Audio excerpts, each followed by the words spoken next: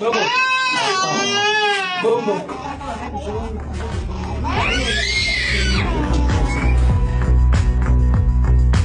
Kasaï, c'est une province de la République démocratique du Congo, qui est un pays immense, le deuxième pays le plus grand d'Afrique derrière l'Algérie. Ce n'est pas un hasard si le Kasaï aujourd'hui est en situation de pré-famine.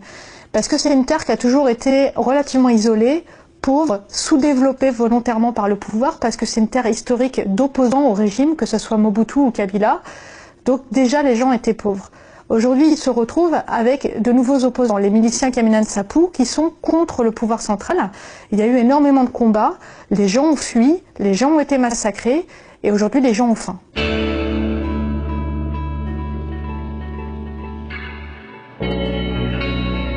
C'est une région qui a toujours été très pauvre, sous-développée. On a par exemple quasiment pas de routes goudronnées, ce sont des pistes. Toutes les infrastructures datent de la partie de l'époque coloniale belge. Donc on a déjà un terrain qui est favorable à ça.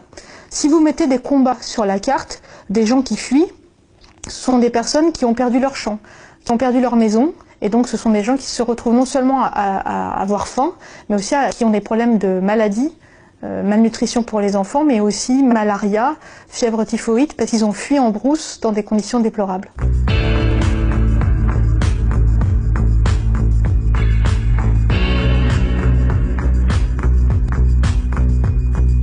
Aujourd'hui, ce sont des gens qui souffrent juste pour trouver leur nourriture quotidienne. Ils n'ont pas assez de manioc, ils n'ont pas assez de maïs, et surtout ils n'ont pas de semences, ils ont perdu la récolte, et ils n'ont pas de quoi replanter pour la récolte suivante. Pour sortir de la crise du Kasaï, il faut deux choses. La première, c'est qu'il faut que les élections prévues à la fin de l'année se passent bien.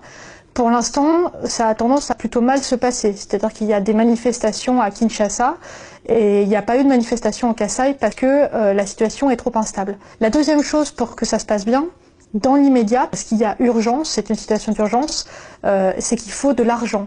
Et cet argent, à mon avis, ne viendra pas du pouvoir central, ne viendra pas de l'intérieur du Congo, viendra de l'aide internationale. Et aujourd'hui, très clairement, il n'y a pas assez d'argent pour les aider.